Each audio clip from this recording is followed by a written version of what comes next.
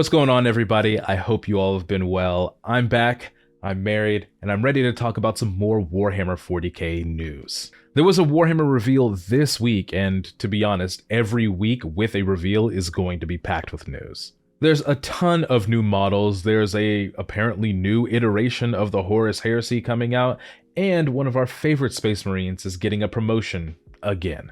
But I'm HoodGuard, and this is your Monday Warhammer wrap-up. Let's get into it. The Emperor's light is my torch! Death to the enemy! We shall be the end of you! Feel the might of the righteous!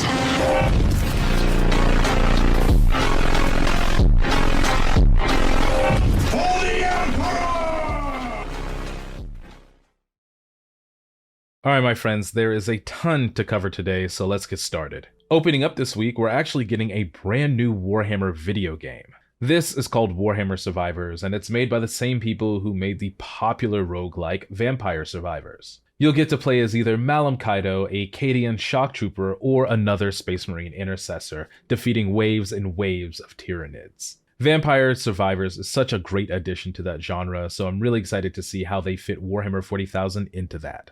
And if you're more of the Age of Sigmar persuasion, there's also going to be a version of Warhammer Survivors that is fantasy. You'll get to play as either Neve Blacktalon, Gotrek Gurnison, or a Stormcast Eternals Vanquisher. They don't have a hard date for the release of this game, but it is coming in 2026. Now, as I mentioned at the beginning of this video, the Warhammer World Championships are taking place right now, and they had a reveal to go along with this tournament. So this past Friday, we got to see a variety of things coming to a bunch of different Games Workshop properties, including Warhammer 40,000, Horus Heresy, and Black Library. But we're going to start off this reveal recap with some announcements from the Warhammer TV studio. The last show or animation that we got from Warhammer TV about Warhammer 40,000 was the series Kill Lupercal. But since then, it's been pretty quiet, so I was wondering what the next project was going to be. Well, we got about a 2-minute trailer at the reveal of some sneak peeks of animations that are coming to Warhammer TV. There were some scenes with the Adeptus Sororitas, specifically the Order of the Sacred Rose. There were quite a few scenes of dogfights and Aeronautica Imperialis pilots, but more interesting than that, at least to me, were the scenes where they showed some Eldari and also a Khorne Berserker.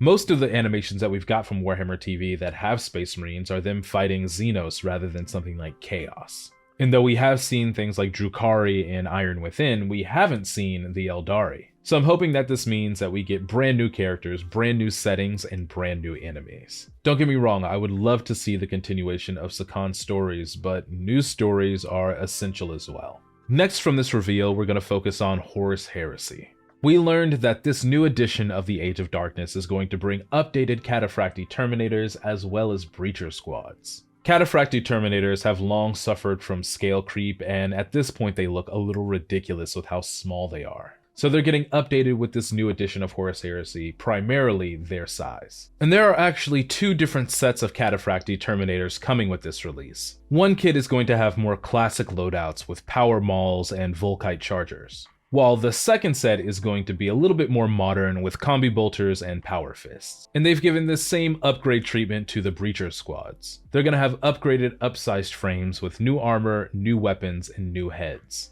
Now, you'll first be able to grab these new Horus Heresy models in the Siege Assault battle group. This box is going to have both new sets of Cataphractii Terminators, a squad of Mark III Breachers, as well as a Leviathan Siege Dreadnought. But Space Marines aren't the only ones who are getting new models for Horus Heresy. It was also revealed that the Mechanicum are getting brand new Skitarii models. These are the Skitarii Battle Pilgrims being led by a Skitarii Battle Pilgrim Marshal. They are the augmented human soldiers of the Mechanicum, and since the Schism of Mars in the Horus Heresy, they can be found on both sides of the war. And it wouldn't be a Mechanicum release without something a little bit more robotic. So there's a new model coming called the Voltarax Stratos Automata. These are floating machines that are retrofitted with sensor gear in order to search for lost relics. But they also have a devastating array of weaponry on them to help support their Battle Pilgrim comrades.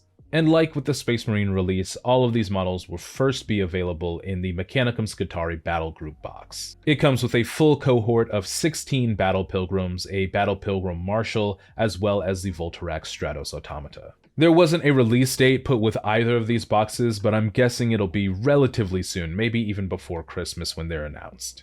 Next up, we're hitting the world of Black Library. The Horus Heresy is one of the foundational series of Warhammer and is one of the longest series that I personally have ever read. It's 54 books of just the Heresy, even before you get to the Siege of Terra. So at this reveal, Games Workshop revealed that they are coming out with the Horus Heresy Saga, a condensed version, or at least list, of the Horus Heresy. They're taking 12 of what they think are the most important books in the Horus Heresy out of the 54, reprinting them, rebranding them, and having them in their own series. So these aren't new books, they are the old books reprinted into a new series. It's called the Horus Heresy Saga, and they have some interesting choices on this list. This list includes the following books: Horus Rising by Dan Abnett, False Gods by Graham McNeil, Galaxy in Flames by Ben Counter, The Flight of the Eisenstein by James Swallow, Fulgrim by Graham McNeil, The First Heretic by Aaron Dembski Bowden, Prospero Burns by Dan Abnett,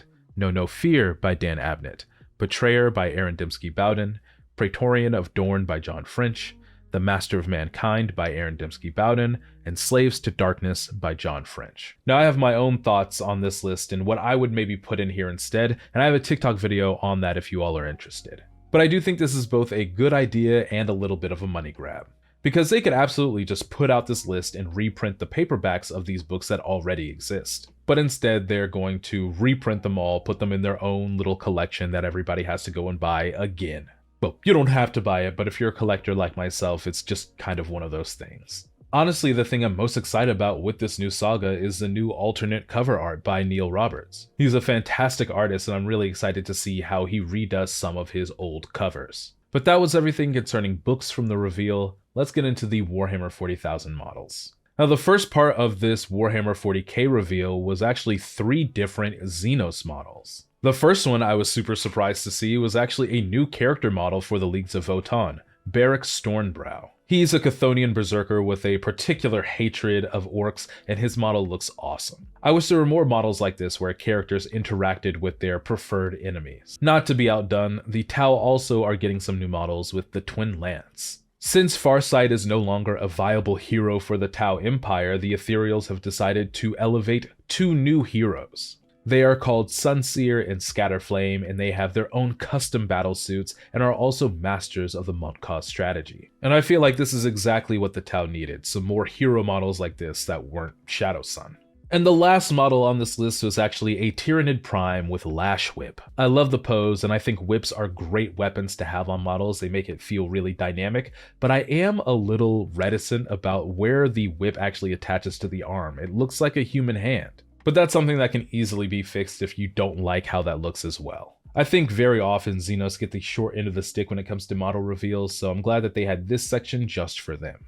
Moving into the last part of the reveal, this is actually the biggest news of the night. But Demetrian Titus, former captain and then lieutenant of the Ultramarines, has been promoted once again to the captain of the Second Company and made master of the Watch. This announcement came with the reveal of a brand new narrative expansion for Warhammer 40,000 called The 500 Worlds. And this is going to focus on the reclamation war that is going on within Ultramar as they try to shore up the 500 worlds of Guilliman's home.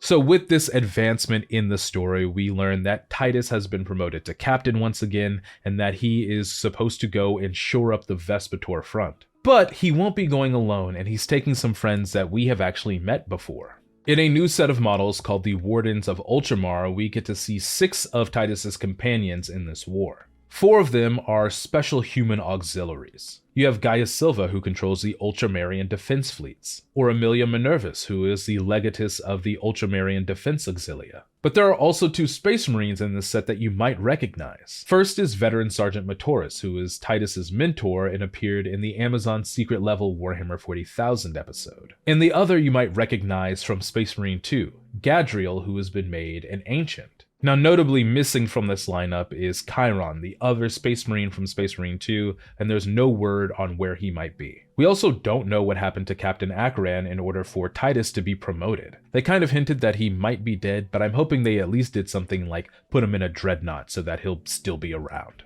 Now, all of this war isn't against nobody. There has to be an enemy, and that enemy was also revealed. Necrosor Amintar, who was thought to be the originator of the Destroyer curse for the Necrons, has brought a ton of Necron armies to assault Ultramar. So naturally, he is getting his own model as well. And in order to wreak as much havoc as possible on the realm of Ultramar, Necrosor Amintar has released the Catan Shard of the Nightbringer, who is also getting a model with this set. Now this is leaked and then revealed a little while ago, but it is going to be a part of the 500 Worlds narrative. Now all of the first initial rules, detachments, and lore are going to be coming out in a set of 4 books called the 500 Worlds TITUS. I'm not sure if this means that there are going to be other books in this 500 Worlds series, or if they've just packed everything into this first set. But I am excited to dig into the lore and see what happened to both Acheran and Chiron.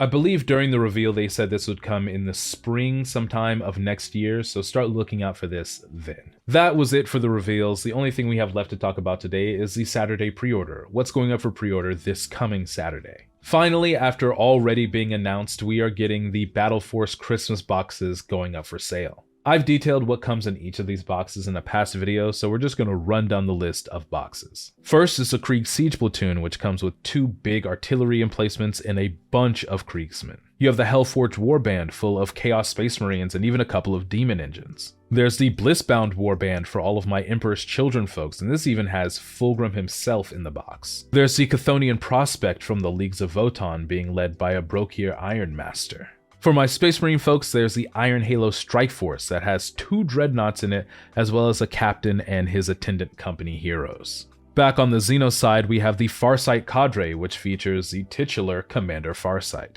And last is the Crusher Stampede from the Tyranids that just has 5 big bugs in it. The last Warhammer 40,000 item for this pre-order is actually going to be a Black Library book. Now this is a book we've seen before. It's called Steel Tread, and it's an Astra Militarum novel, but it is getting a limited edition here. This book is by Andy Clark, and I believe this release is tied to the soon-to-be-released sequel called Demolisher. There isn't a hard date for that sequel's release, but it is supposed to come out sometime later this year. Well, alright my friends, that's going to about do it for today. Let me know if you have any questions about anything you saw in the comments below. Make sure to leave a like, hit that subscribe button, and I'll see you all in the next one.